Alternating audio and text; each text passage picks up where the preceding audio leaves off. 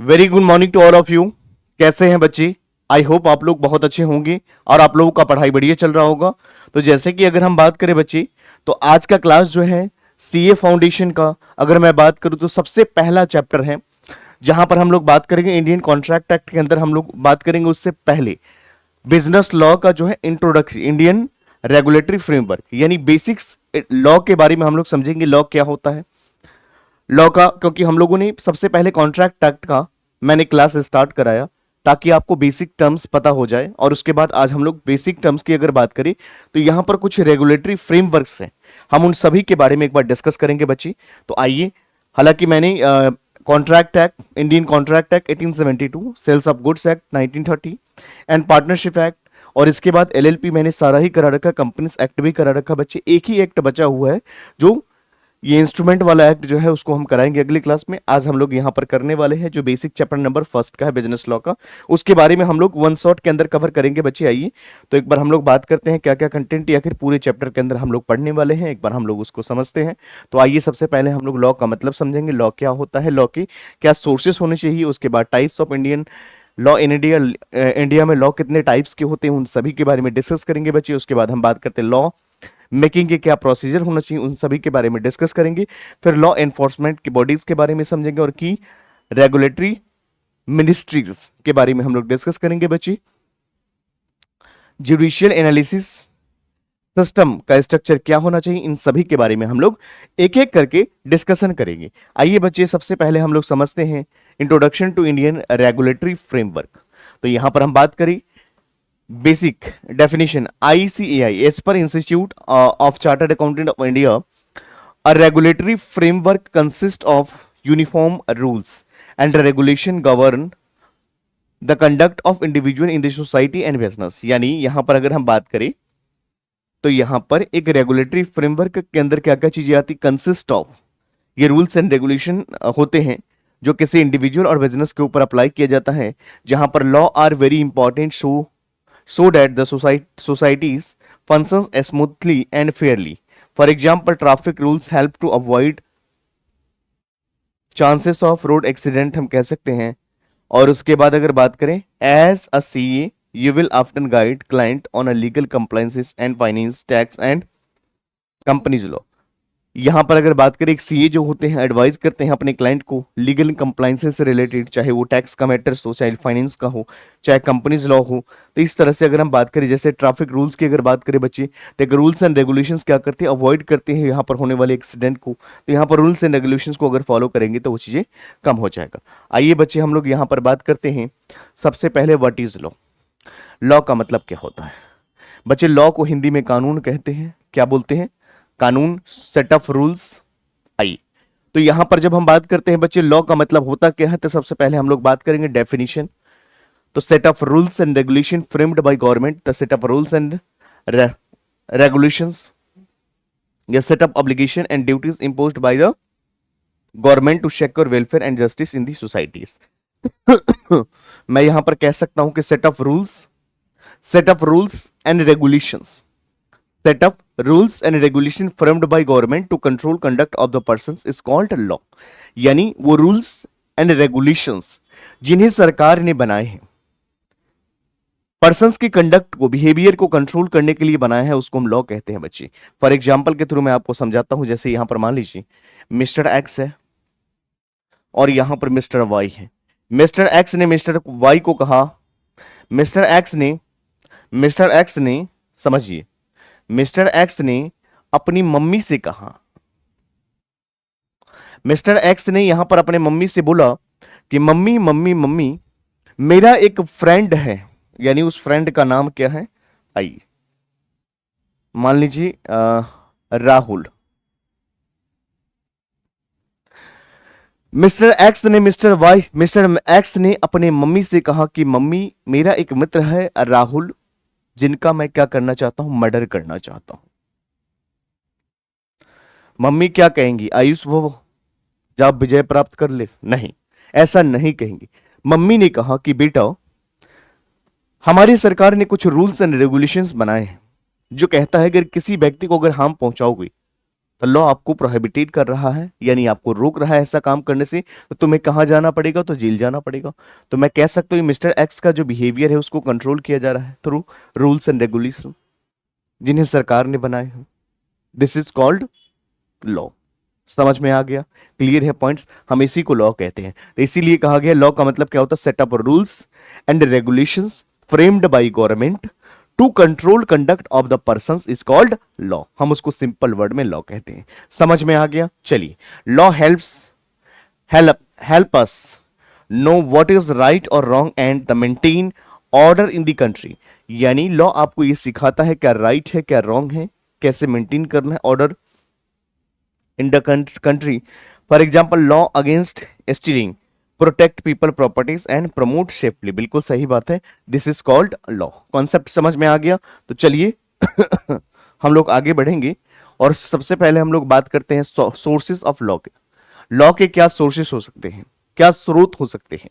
तो सबसे पहले लॉ कॉन्स्टिट्यूशन से आप ले सकते हो, कोर्ट से ले सकते हो, पार्लियामेंट से एंड ओल्ड कस्टम्स से होते हैं। तो ये सारे के सारे बच्चे सोर्स है। What are the sources of law?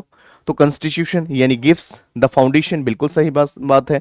Parliament makes the new laws, कुछ कानून वगैरह पार्लियामेंट में भी पास करी जाती है, बनाई जाती है, कुछ कोर्ट में भी बनाया जाता है।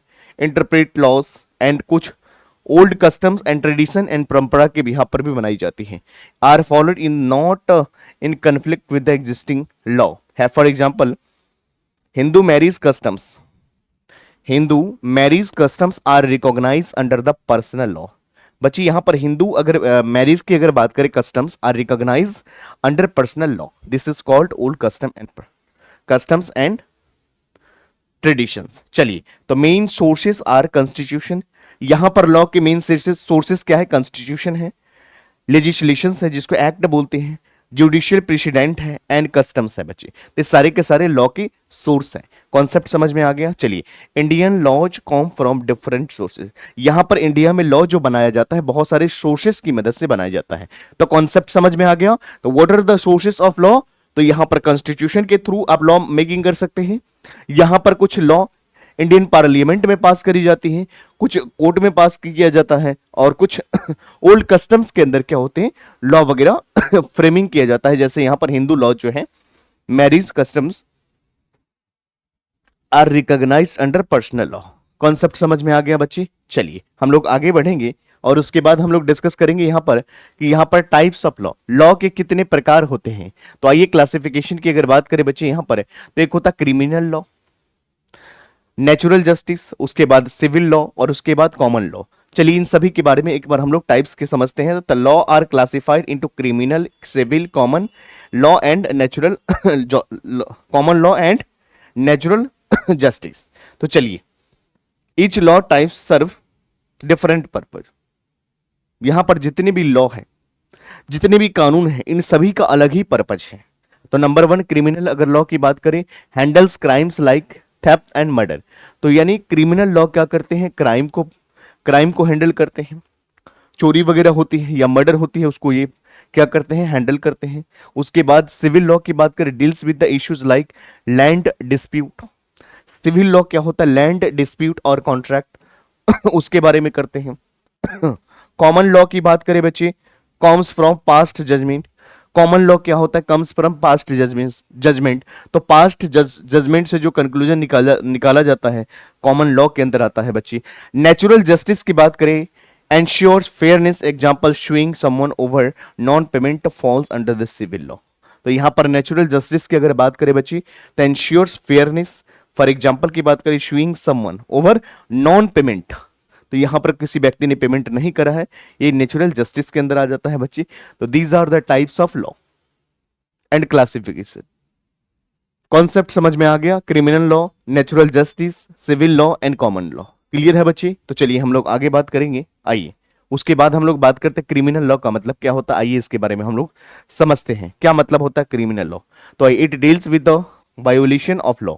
यानी क्रिमिनल लॉ की अगर बात करें, it deals with violation of law and provides punishment govern by IPC. IPC की बात करें, Indian penal code 1860 and CrPC 1973।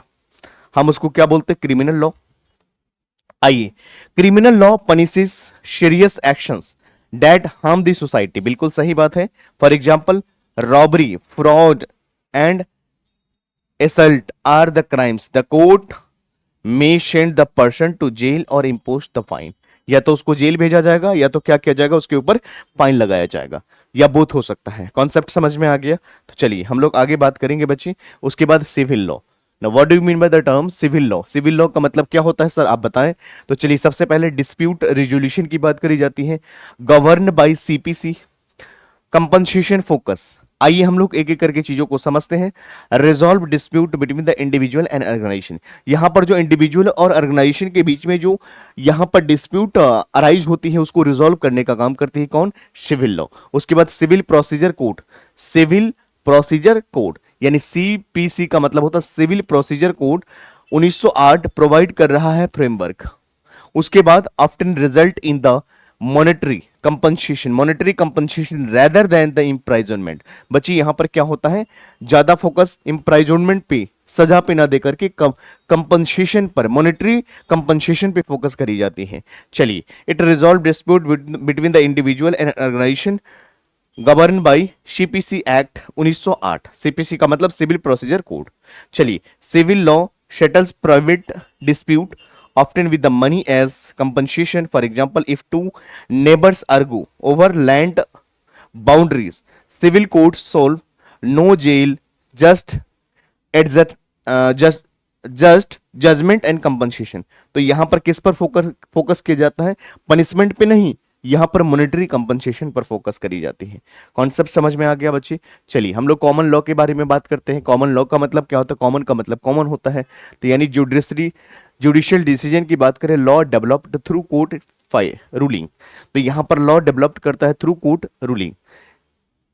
Stair decision की बात करें, following precedent cases. Case law की बात करें, building legal principle over time. Law developed by judicial decision, यहां पर लॉ डेवलप्ड करते हैं judicial decision, supported by doctrine of stare and decisis. If a court has already ruled on a similar issues, judge use same logic again. For example, if the previous case declare a rule on a landlord rights, it guides similar new cases. यानी इस बात को एक बार फिर से समझेंगे। If a court has already ruled on a similar issues, अगर court को अगर ऐसा लगता है कि सिमिलर इश्यूज है, तो यहां पर जज use the same logic again. तो यहां पर जज जो है क्या करते हैं, अगर उनको लगता है कि ये इश्यू सेम है तो यहां पर उस सेम लॉजिक को अगेन यूज करता है। If a previous case declare a rule on landlord rights, it guides the similar new case. तो बच्चे क्या है, सिमिलर न्यू केसेस सेम है वैसे ही जैसा था वो। चलो, उसके बाद प्रिंसिपल ऑफ नेचुरल जस्टिस की बात करें बच्चे, क्या होता है इसके बारे में समझेंगे। तो यहां पर क्या है, इम्पेरिसिटिलिटी,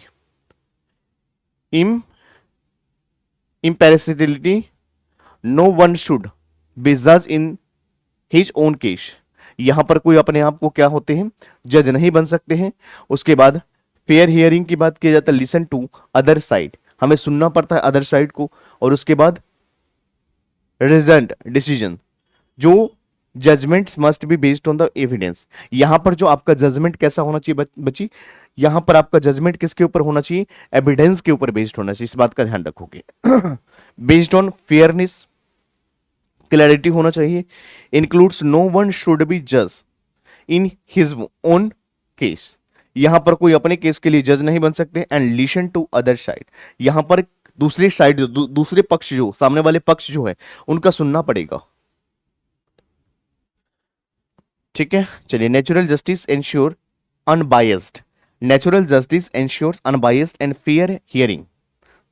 एक for example, if a company fires an employ must give a chance to explain their side before action is taken. बच्चे यहां पर एक एम्प्लॉय के ऊपर फायर किया जा रहा है या आप उसके अगेंस्ट कुछ कर रहे हो, तो सबसे पहले एम्प्लॉय का जो है एक बार चांस देना चाहिए या उनकी बातों को सुनने का समय देना चाहिए इस एक्शन लेने से पहले। तो इस बातों को बताया गया सबसे पहले इम्पेरिसिलिटी, उसके बाद फेयर हियरिंग और रीजन बेस्ड डिसीजन उसके बाद बात करें तो यहाँ पर ये सारे के सारे पॉइंट है जहां पर कहां पर आते हैं, प्रिंसिपल ऑफ नेचुरल जस्टिस के अंदर। कॉन्सेप्ट समझ में आ गया। चलिए हम लोग बात करेंगे। यहाँ पर सिंपल वर्ड में आपको ये समझना है कि यहाँ पर सजा देने से पहले एक बार जो भी चीजें हैं सामने वाला पार्टी को एक बार सुनना चाहिए, उनकी बातों को समझना चाहिए। एक्शन लेने से पहले उसको समझे, उनकी बातों को सुने, फेयरनेस को दिखाए। यही बातें यहाँ पर प्रिंसिपल ऑफ नेचुरल जस्टिस के अंदर बता रखा है। इम्पेरिसलिटी, फेयर हियरिंग और रिजल्ट डिसीजन होना चाहिए आपका, इस तरह से काम करना चाहिए। चलिए उसके बाद बात करते हैं प्रोसेस ऑफ मेकिंग लॉ। बच्चे हम लोग सबसे पहले बात करते हैं लॉ, कानून कैसे बनाया जाता है, लॉ कैसे इंडिया में बनाई जाती है उसके बारे में हम लोग समझते हैं। तो सबसे पहले बिल का इंट्रोडक्शन होता है, पार्लियामेंट में डिबेट होता है, प्रेसिडेंट का एसेंट चाहिए, तब जाकर के एक लॉ पास होता है। किस तरह से लॉ पास होती है इंडिया के अंदर, तो सबसे पहले क्या होता है कि बिल का इंट्रोडक्शन होता है, पार्लियामेंट में डिबेट होता है और प्रेसिडेंट जो होते हैं उसके एसेंट चाहिए होता है, तब जाकर के एक बिल पास होता है। अब बिल बिकम्स लॉ, एक bill becomes law after passing both houses of parliament and getting the president assent, तब जाकर के एक लॉ कानून पास होती है। यानी लॉ डोंट कम इंस्टेंटली, कभी भी इंस्टेंटली नहीं आता। They start as a bill, debate in a parliament. For example the GST laws was a bill first, after approval and president signature it becomes an the act, तब जाकर के act बना। तो चलिए यहां पर सबसे पहले बिल का इंट्रोडक्शन की बात करें। प्रपोज्ड इन आइदर हाउसेस, यानी both houses of the parliament. Parliamentary debate की बात करें बच्चे तो decision on a amendment in the both houses, यहां पर अमेंडमेंट आना चाहिए बोथ हाउसेस से। और उसके बाद प्रेसिडेंट क्या करते हैं, फाइनल अप्रूवल देते हैं टू बिकम एन एक्ट।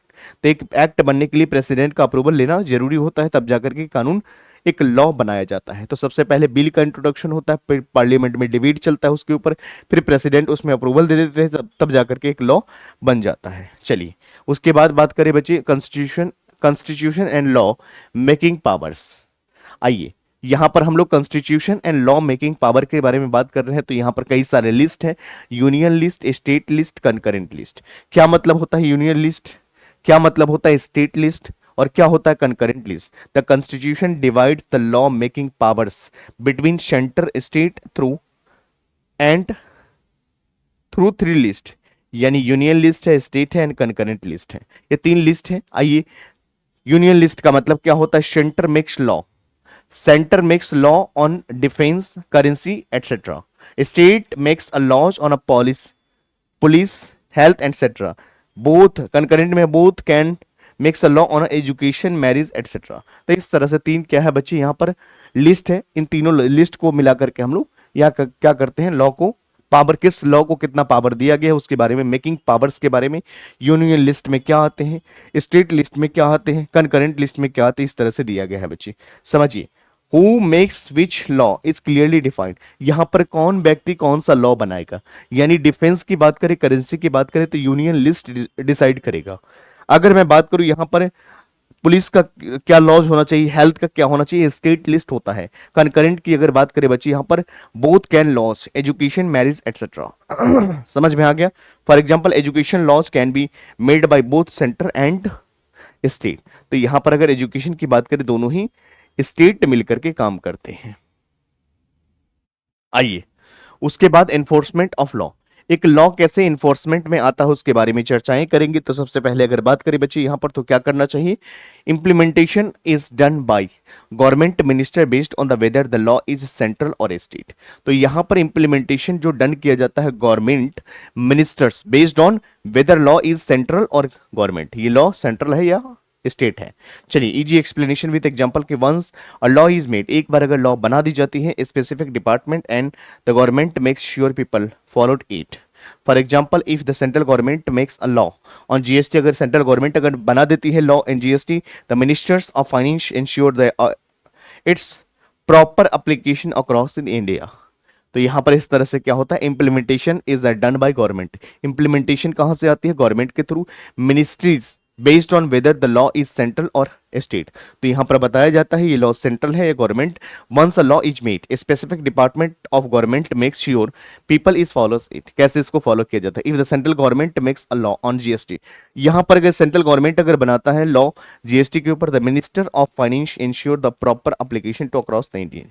तो यहां पर मिनिस्टर ऑफ फाइनेंस ये क्या करेंगे, प्रॉपर एप्लीकेशन देंगे अक्रॉस द इंडिया। आइए मिनिस्ट्री ऑफ फाइनेंस की बात करें बच्ची, क्या मतलब होता है मिनिस्ट्री ऑफ फाइनेंस। आइए टैक्सेशन, इसमें क्या क्या चीजें आती हैं। Number one taxation, union budget, economic policies, civil services, क्या है इन सभी के बारे में बात करेंगे। तो मिनिस्ट्री ऑफ फाइनेंस की बात करें, handles taxation, union budget, economic policies and head several civil laws. ये सारे के सारे क्या चीजें किस में आते हैं बच्चे, मिनिस्ट्री ऑफ फाइनेंस में आते हैं। Number one taxation, managed tax policies and collection system across India. यहां पर मैनेज किया जाता है टैक्स पॉलिसीज एंड कलेक्शन किया जाता है सिस्टम को अक्रॉस इंडिया। यूनियन बजट के अंदर क्या किया जाता है बच्चे, prepare and present the annual financial plan. यहां पर यूनियन बजट में क्या किया जाता है, प्रिपेयर किया जाता है एनुअल फाइनेंशियल प्लानिंग, कितना रेवेन्यू हो सकता है, कितना एक्सपेंडिचर हो सकता है। इकोनॉमिक पॉलिसीज की बात करें बच्चे, develops and implements national economic strength के बारे में यहां पर बात करी जाती है। सिविल सर्विस की बात करी, oversees several important administrative services. तो सारे के सारे क्या है बच्चे, मिनिस्ट्री ऑफ फाइनेंस से। This ministry takes care of the country and money and matters like tax collection, preparing the budget and deciding economic rules. For example, it present the annual budget and manage policies like income tax rate. तो बच्चे क्या है, ministry of finance है। Concept समझ में आ गया। चलिए हम लोग आगे बात करते हैं department under the ministry of finance. कौन से डिपार्टमेंट आते हैं किसके अंडर, मिनिस्ट्री ऑफ फाइनेंस के अंदर। तो department under ministry of finance की बात करें, number one department of revenue, उसके बाद department of expenditures, department of economic affairs and department of the financial services. और DIPM क्या होता है उसके बारे में हम लोग समझेंगे। और उसके बाद डिपार्टमेंट ऑफ पब्लिक एंटरप्राइजेस। आइए तो चलिए, it includes department of revenue, expenditure, economic affairs, financial services, DIPM and public enterprises. चलिए, each department has a specific rule. सारे डिपार्टमेंट का अलग अलग रूल होगा। One handle tax collection, another manages government spending and show on expenditure. Example, the department of revenue handles GST and income tax collection. यहां पर department of revenue क्या करेगी, handle करेंगी GST एंड इनकम टैक्स। तो आइए revenue department की बात करें, हैंडल करेगा GST and income tax collection. तो यहां पर डिपार्टमेंट ऑफ रेवेन्यू डिपार्टमेंट क्या करेगा बच्चे, हैंडल करेगा क्या चीज, GST and income tax collection. उसके बाद एक्सपेंडिचर डिपार्टमेंट की बात करें, manage government spending and fiscal policies, manage करेगा government spending and fiscal policies को। उसके बाद बात करें बच्चे overseas economic policies and international corporation, कौन देखेगा यहाँ पर, economic affairs, department of economic affairs.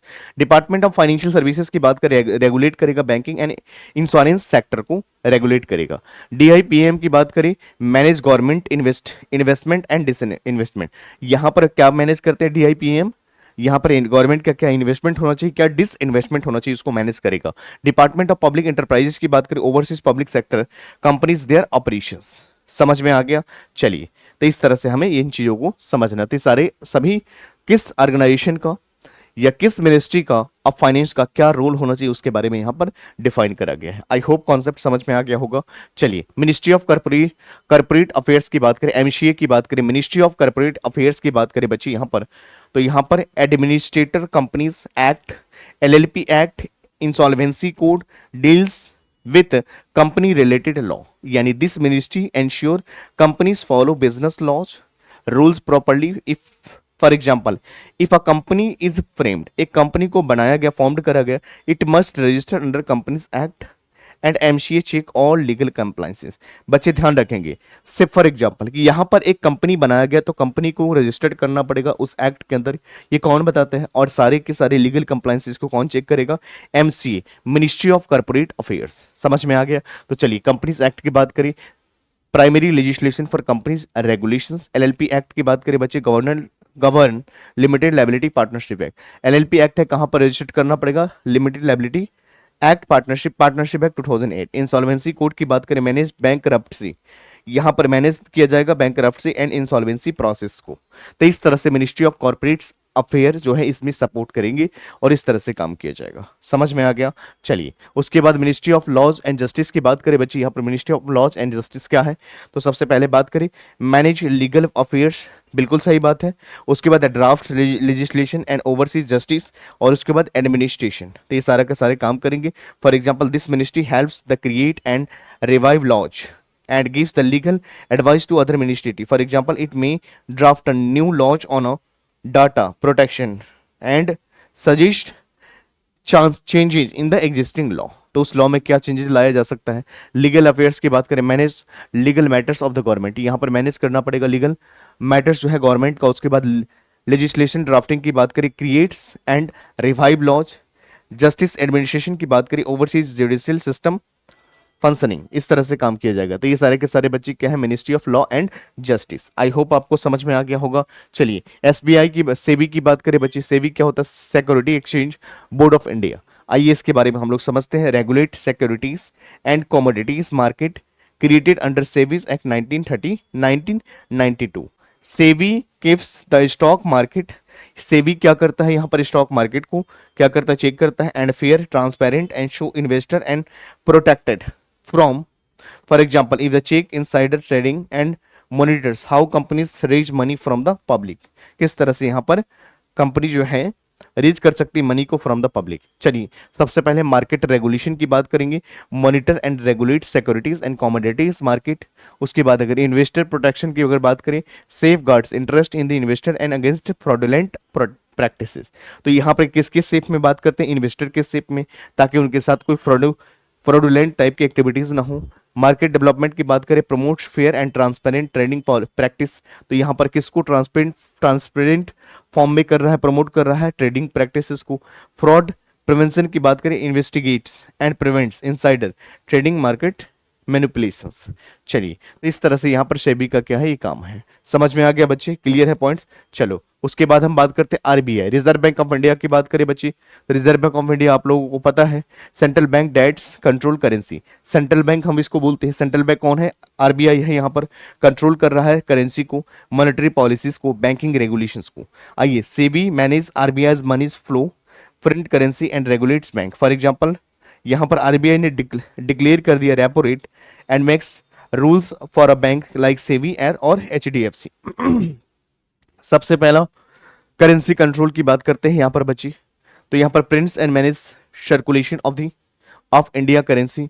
उसके बाद बात करें बच्ची यहाँ पर monetary policies, sets interest rates and control of inflation. उसके बाद फॉरेन एक्सचेंज की बात करें बच्ची, manages India's foreign currency reserve. उसके बाद बैंकिंग रेगुलेशंस की बात करें, supervise and regulates all banking India's, all banks in India's. तो इस तरह से हमें क्या करना है, आरबीआई का ये सारा के सारा रूल है, क्या क्या काम कर सकती हैं, इसके बारे में हम लोगों ने सीखा। चलिए उसके बाद अगर बात करें insolvency and bankruptcy board of India, जिसको आईबीबीआई का मतलब क्या होता है, insolvency and bankruptcy board of India की बात करें बच्चे, क्या करते हैं, regulates insolvency process for individual and companies under IBC. चलिए उसके बाद इफ अ पर्सन और कंपनी कैन नॉट पे देयर डेब्ट्स, अगर यहाँ पर कोई कंपनी और इंडिविजुअल पे नहीं कर पाते अपने debts, IBBI ensure legal step are taken to settle issues fairly. यानी यहाँ पर कोई भी इंडिविजुअल या कंपनी अगर अपने डेब्ट्स को पे नहीं कर पाते, उस कंडीशन में कौन आते हैं बच्चे, आईबीबीआई क्या करते हैं, लीगल स्टेप्स लेते हैं उसको पूरा करने में। Company like Jet Airways becomes bankrupt, are IBBI handle its resolution process. चलिए तो ये बहुत बड़े मैटर होते हैं, अगर कोई व्यक्ति या कोई कंपनी अगर पे नहीं कर पाते अपने डेब्ट्स को, तो उस कंडीशन में कौन आते हैं बच्चे, आईबीबीआई। समझ में आ गया, insolvency and bankruptcy board of India. चलिए इंसॉल्वेंसी फाइलिंग की बात करें बच्चे, process begin when a debtor can not pay obligation, बिल्कुल सही बात है। रिजोल्यूशन प्रोसेस की बात करें, अटेम्प्ट्स टू रीस्ट्रक्चर और रिवाइव द बिजनेस। लिक्विडेशन की बात करें, if resolution fails assets are sold and pay creditors, अगर रिजोल्यूशन फेल करी जाती है तो एसेट को बेचा जाता है और पे किया जाता है क्रेडिटर्स को। सेटलमेंट की बात करें, final distribution of the proceeds and cases closure, तो यहाँ पर केस को क्लोज किया जाता है। समझ में आ गया। चलिए हम लोग आगे बात करेंगे बच्ची, स्ट्रक्चर ऑफ इंडियन जुडिशरी, यहाँ पर क्या स्ट्रक्चर होना चाहिए इंडियन जुडिशरी का, उसके बारे में हम लोग समझते हैं क्या स्ट्रक्चर होना चाहिए जुडिशियल या जुडिशरी का, इंडियन जुडिशरी। सबसे पहला supreme court, high court, district and subordinate courts. तो आइए सबसे पहले अगर बात करें बच्चे, supreme court, high court, district and subordinate courts, इस तरह से क्या चलते हैं, स्ट्रक्चर चलते हैं इंडियन जुडिशरी का। सबसे पहला हाईएस्ट कोर्ट, यहां पर सुप्रीम कोर्ट का मतलब क्या होता है, highest court and final appellate authorities. High court में क्या होता है, प्रिंसिपल कोर्ट्स और state union territories district and subordinate court की बात करें बच्चे, local courts handle most initial cases. चलिए, India's court are structured in levels.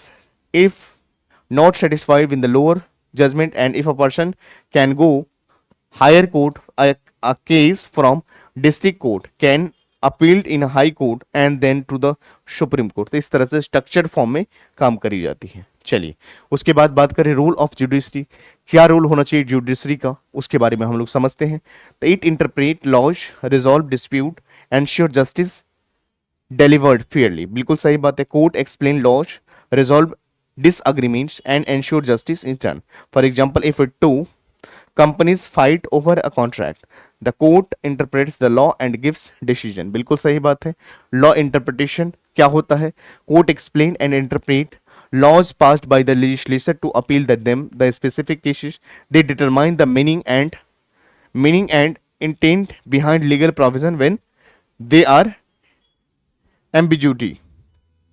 उसके बाद डिस्प्यूट रिजॉल्व करने में आपको मदद करता है। Court provides a formal mechanism to settle disagreement between the individual organisation and government. बिल्कुल सही बात है। They examine evidence hear argument and apply relevant laws to each decision.